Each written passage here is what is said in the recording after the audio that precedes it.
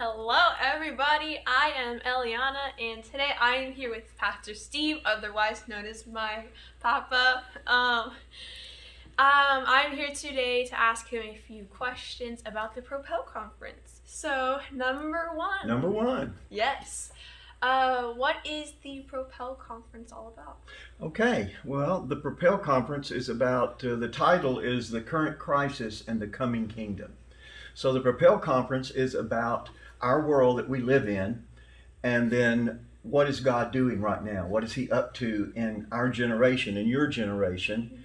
And the conference is to help us to see God's purposes, His divine initiatives. What is God initiating? And so that helps us as believers to say, okay, I want to serve what God is doing. I want to be a servant to God. Rather than asking God to bless us, it's a chance to come and say, God, what are you doing that we can bless you? How can we serve you? So the Propel Conference is about taking a clear-eyed look at the world in which we live and what is God doing in that world? What are His divine initiatives? What has He promised? What has He prophesied? And the conference is about us getting our eyes on what He's doing and surrendering as servants. All right. That's a very good answer. Well, thanks. I'm glad you like it. Question number 2.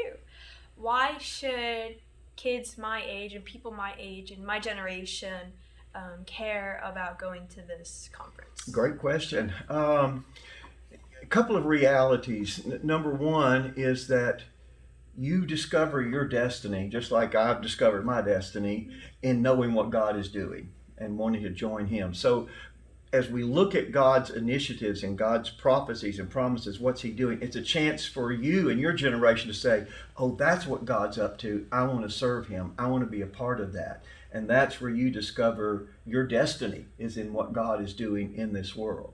It's also an opportunity to learn some of the answers for the troubles that we see in our world today. How can we address them as Christians, as believers and followers of Christ? How can we address the problems and the issues in our world today?